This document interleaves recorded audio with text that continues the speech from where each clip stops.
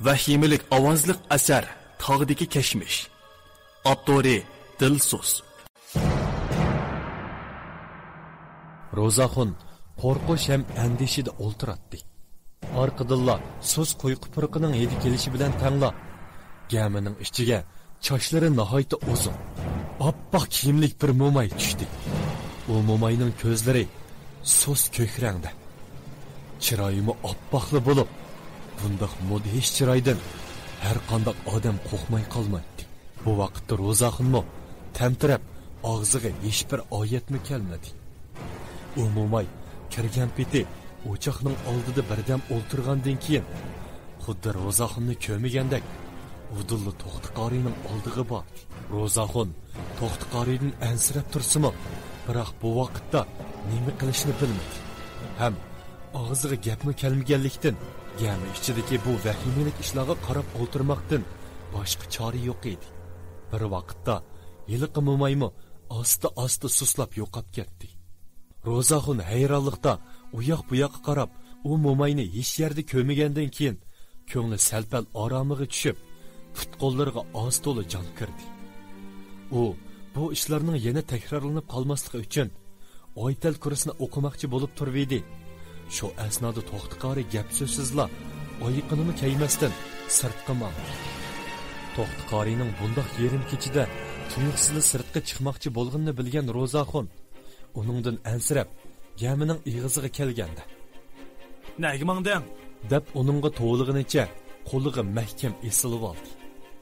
To'xtiqori qo'lini qattiq birli silkib Ro'zaxonning qo'lidan ajratib oldi va Ro'zaxonga nihoyat sat alfozda olayg'inicha uni maydisidan kuchab birla ittirib kayniga yiqitib etib chiqib ketdi.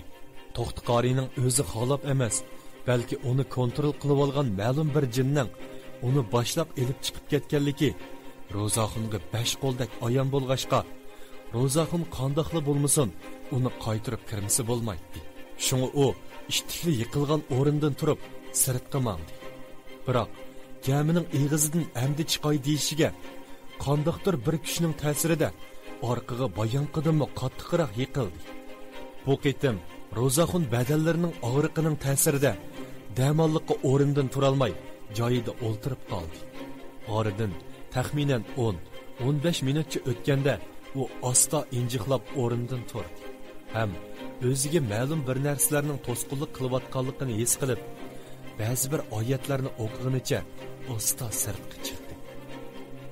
U sirtqa chiqqanda butun atrof so'z oydin bo'lib, shuncha qarabmi To'xtiqorini uchirta olmadi.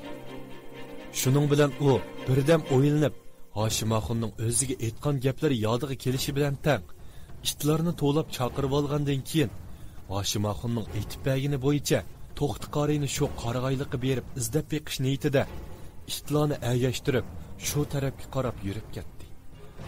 Bu qorong'u kechda itlarni hisobga olmaganda Ro'zaxon o'zi yolg'iz mang'ashqa turib bayotdan gamida yuz bergan ishlar uning esiga kelib oladi. Ro'zaxon u ishlarni o'ylagan siri vujudi bir xil qo'rqinchga to'lib, pat-patli g'o'diqish ichida u yoq bu yoqqa qarab qo'yadi. Biroq yanada hech nimani ucharta olmaydi. Bu yo'lda Ro'zaxon to'liminga piyoda bo'lib ketganlikdan qorong'u bo'lishiga qaramay qarg'ayliqni osonla tepib boradi. Atrofda qarg'aylar ko'p bo'lg'ashqa ham Hoshimaxon u qarg'ayning aniq bir belgisi to'g'riliq gapsiz qilmag'ashqa damonliqqa Hoshimaxon degan yiliq qarg'ayni ufqolmay u yoq bu yoqqa qarab tingirqab turib qoldi. Atrof bo'lsa cheksiz jimjitlikka cho'mgan bo'lib, bu qarg'ayliqmi odamni bir xil sur bostiradi. To'xtiqorini izlab bu yerga kelib, amdi nima qilishni uqmagan Ro'zaxon sal kayfiyatini o'ngshib olmoqchi bo'lib, yanchiqidan bir gezib partisini ilib, muhirga o'rashqa boshladi. U shu topda To'xtiqorining kichikini qiziqish tufayli qorong'uda bu yerga kelganligiga ham Hoshimaxonning cho'ngtiribmi uni to'sib olmaganligiga ochiq kelyotdi. Hoshimaxon o'rab bo'lgan tamakisiga o't tutashtirmoqchi bo'lib, sarangini amdi yiqishiga orqa tarafdan qarg'ay shoxlarining sung'andagi kuchli qarasligan ovozi anglandi. ixtiyoriy turgan Ro'zaxon tuyuqsizla chiqqan bu ovozdan xeyli cho'chib ketdi. Ham qo'lidagi yingidan tutashtirgan sarangining telimi yerga tushib ketdi. U qo'rqinishdan asta kayniga o'rilib, ikki ishning sal neriroqdagi yo'g'on bir qarg'ayning tubiga berib qavashlardan boshqa hech nimani bayqay olmadi. Hozir ya bo'ron chiqmasa, yoki bu atrofda mendan boshqa odam bo'lmasa, nimishqa bunday ovoz chiqadigandir deb o'ylagan Ro'zaxon bu ishdan sal g'alitilik his qilib, ishtila qovgan u qarg'ayning tubiga berib qarab boqmoqchi bo'ldi. U bir tarafdan sal qo'rqib tursimi, biroq to'xtiqorini tepish uchun u yerga bormay bo'lmaydi. Shunga Ro'zaxon joyida turib, ba'zi bir oyatlarni o'qib olgandan keyin asta u qarg'ayning tubiga bordi. U qarg'ayning atrofiga shuncha qarabmi, to'xtiqorini chiliqtira olmadi. Shu asnoda qovgan ishtlomi qovashdan to'xtab, bir narsadan qo'rqqandek qilib, g'ingshig'inicha orqaga burilib qechib, o'zidan 30-40 metrcha yiroqlikka berib olgandan keyin Ro'zaxon tarafga qarab, bor kuchi bilan qaytadan qovashga boshladi. Odatda har qanday narsadan qo'rqib qolmay, etilib turadigan itlarning bu qiliqi Ro'zaxonni texmi tashvishga selaverdi. U itlarning zodi nimaga qovganligini bilolmay, atrofiga xiyli qarab boqqan bo'lsa-mu, hech nimani bayqay olmadi. Shu asnoda tuyuqsiz usti tarafdan bir mo'mayning xiqroq ovozi bilan nihoyat sirlik holda: "Uni izlab keldingmi? Undaq bo'lsa men bilanman" degan ovozi anglanish bilan tang Ro'zaxon qo'qqinidan voqiravatgili tasli qoldi. U ishtikli yuqoriga qarab, yinidagi qarg'ayning o'zidan 2-3 metrcha egizlikdagi yerida o'ziga qarab, uzun sochlarini sangiltib qo'yib o'tirgan yiliqi oq kiyimlik mo'mayni ko'rdi. U mo'mayni ko'rish bilan tang Ro'zaxon texmi qo'rqib, put qo'lida jonmi qolmag'ili turdi. Bu vaqtda u mo'may ilgirkidimi xiqroq ovozda boyiq savolni yana takrorladi: "Uni izlab keldingmi? Undaq bo'lsa men bilanman" Ro'zaxon qo'rqinishda "Ha" deb javob berdi. Mo'may xuddi shuni kutib turgandek Ro'zaxon javob bergandan keyin xuddi shamol uchirgan daraxt yo'pirmiqidek Ro'zaxonning oldiga tushdi. Ham Ro'zaxonga "Undaq bo'lsa men bilanman" debla uningdan yiroqlashishga boshladi. Ro'zaxon qo'rqinish iskanjida putlari qalvolishib, jini oron qolgan bo'lsa-mu, to'xtiqorini tepish uchun yanada amalsiz u mo'mayga agishishga majbur bo'ldi. Ikkisining orliqi 5-6 metr o'pchirishda keldigan bo'lib, Ro'zaxon ostilsa, uni sal ostilab qoladi. Ishtikmansa, ishtikrak mang'atdi. U shuncha qilibmi, u mo'mayning oyoq tivishini zodli anglay olmadi. Qarmoqqa u laylab mangandek edi. Ishtila bo'lsa, ilgirkidek Ro'zaxonga yaqin mangmasdan ozroq orliq tashlab, kaynidan agishib kelyotdi. Ro'zaxon qo'rqinish ichida uning orqadan agishib mengayverdi. Shu topda u hozir o'zining nega kelib qolganligini faraz qila olmadi.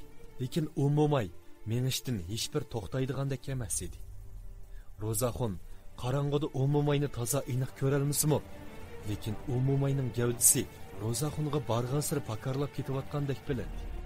Bayamning yoqi atrofga oz to'la sapsilib qarab minayotgan Ro'zaxon endilikda o'zining bu qarg'ayliqning atrofini aylanib yurayotganligini his qilib, tashvish ichida qadamlarini to'xtatib, o'zi agishib minayotgan u mo'mayga zansilib qaradi.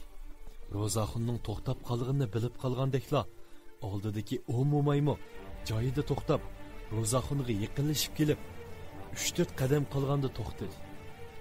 Ro'zaxon endi texmi sinchilab qarab, o'zi agishib mang'inning bir mo'may emas, balki kallasining o'ttirsida bir tal mungizi bor. Soqollari yerga so'rilib turadi. Mudhish ko'zlaridan sus ko'kish nur chaqnab turadigan oppoq bir o'shka ekanligini bilib, qo'rqinishdan badallari lag'liq titrab ketdi. Ularning to'xtab qelishi bilan bayamning yaqin ma'lum orliq saqlab, orqadan agishib kelayotgan ikki bo'ri ishdi. Ro'zaxonga sal yaqinlashib, bor ovozi bilan qavoshga boshladi. Shu asnoda u ishga to'yaqsiz. Men sizlarga daxli qilmagan, biroq u o'zi meni narsamga chiqilib, o'zining beshiga chiqdi. Depla topdak cho'nglikdagi bir parcha o't yalqiniga aylanib, do'milgan peti birdamda ko'zdan g'oyib bo'ldi. Ro'zaxon ko'z oldida yuz berayotgan bu ishlarga hayronlik qoldi. Shu topda Ro'zaxonmi qo'rqib aran turg'ashqa, ham yana kelib, bu qorong'uda to'xtiqorini izlab tepishning uncha osonga to'xtamaydigan. Shunga hozircha gamiga qaytib, atigan tong otganda uning iziga qarab tepishni muvofiq ko'r. Ro'zaxonning iz ko'rish texnikasi xeli yuqori bo'lib, beqiyotgan mollarining orasidan birasi ayrilib, bir tarafga ketgudak bo'lsa, u iziga qarab, ancha qiynalmayla uning qayoqqa manganligini osonla bilib oladi. Ro'zaxon bu tog' ichiga xeli pishiq bo'lib, atrofga sapsilib qarab, o'zining nega kelib qolganligini bilib olgandan keyin bir oz mengib, ancha qiynalmayla o'zi kelgan yo'lga chiqib, ishlarni agashtirib, gamiga qarab yurib ketdi. Ro'zaxon gamiga kelgandan keyin to'li yo'l mengib xelili charchaganlikdanmi aytavor, yetibla uyquga ketdi. Atsi Ro'zaxon uyg'onganda kun xelili ko'tarilib qolgan bo'lib, o'rindan turgandan keyin avval itlarga o'mashchilib berib, ondan nashtimi qilmasdan to'xtiqorining qoldirgan oyoq izlarini ko'zitib, uning qarg'ayliq tarafga mangmasdan balki tog' orasiga kirib ketganligini bayqadi. Ham eshakni mingan peti uning izini bo'ylab yurib ketdi. Ola hazal yarim soatga yaqin mangandan keyin to'xtiqorining izi bir tikyarning reviga kelib yo'qolib ketdi. Ro'zaxon angishida ishli eshakdan tushib, yorning reviga kelib o'yinda qarab, yurib jig'liqib qoldi. Ro'zaxon ansirgan ish oxiri yuz bergan bo'lib, tasdiq to'xtiqori qizil qon ichida o'ngisiga bir toshning ustida sumayilib yotadi. Ro'zaxon eshakni yutlagan peti yig'i ichida to'xtiqorining ismini chaqirg'ach, yondan aylanib o'tib, uning yeniga tushdi. Bu yerning egizligi taxminan 20 metr chiqib qolgan bo'lib, to'xtiqori udul toshning ustiga tushgachga beshining bir tarafi ezilib ketdi. Ham egiz burunlaridan qonib, ostidagi tashnimo qip-qizil bo'yab tashlayotgan. Ro'zaxon shu yerdan to'xtiqorining jasadini eshakka ortib, gamiga qaytib kelib, uning o'nitini qo'yib qo'yib, yana beshnini yemasdan o'tandagi mollarni chiqarib, atrofga boqqach, mahalladagilarni tezroq kelishni. Ikki yildan beri Ro'zaxonning yenidan ayrilmay, mollarga qarashib berib, o'z bolasidagi bo'lib qolgan to'xtiqorining mushundaq tugab ketishi uningga xelili ig'ir kelgan edi. Ro'zaxon mollarni joylashtirib bo'lib, to'sqining xelili oshqanligini his qilib, bir tal non bilan to'sqini to'xtab turishiga oshmoqi bilan doit mollanmo gamiga kirib keldi. Ham sutidagi adyal yig'ib qo'yib, juda chiqib turgan to'xtiqorining jinsiga qarab, dom ketib turib qoldi. Oshmoqim bo'lsa, uning buncha tez tugab ketishiga ishongisi kelmagandek, hatto uning o'limiga o'zi sababchi bo'lgandek his qilib, ichidan o'kinmoqda edi. Ro'zaxon yig'i ichida ular bilan ko'rishib, oshmoqni ketgandan keyin bo'lgan ishlarni ularga tafsil etib berdi. Uning ismi oshmoqni atigandan yo'lga kelguncha ilgari bo'lib o'tgan ishlarning hammasini doit mullamga bergan. Doit mullam to'xtiqorining ustidagi adyonni asta qayrib, uning beliga istirib qo'lini sug'urib qoldi. Ham oshmoqni qarab, shu deb so'radi. Oshmoq, shu deb javob bergandan keyin doit mullam ular biz undaqda uni hozirla asli o'rniga orttirib daftarga qo'ygan. Bo'lmasa bugun oqshomda bu bizni avor qilib, ularga o'zini o'jayiga boshlab berishni buyurdi. Ro'zaxon naqidlab sizga oshmoqni boshlab deb yanida qoldi. Oshmoqni bilan doit mullam sirtga chiqqanda qorong'i tushga oz qolgan bo'lib, o'z bag'ini qolgan. Ikkalan birdan eshakka minib, mahalladan olib kelgan bo'lib qo'razni ko'targuncha o'sha qarg'aylikka qarab yurdi. Ular uzoq qolmaylar qarg'aylikka yeriqida yetibdi. Bu qarg'aylik avvalgidagi jimjit bo'lib, qorong'uda kishini bir xil surbostiribdi. Doit mullam u joyni qo'lab oltinni ko'mib qolgandan keyin eshini ko'tarib qarab, yondagi bir tup qarg'ayning ustida o'zlariga tikilib turgan sus ko'kish bir jup ko'zni ko'rib, keyin ozroq tikallashgandek bo'ldi. Biroq ancha o'diqib ketmadi. Doit mullam Hoshimoxonning qo'lidagi xo'razni ilib, bo'g'izlab, qinini yiliqi yerga eqitgandan keyin ozroq oyat o'qidi.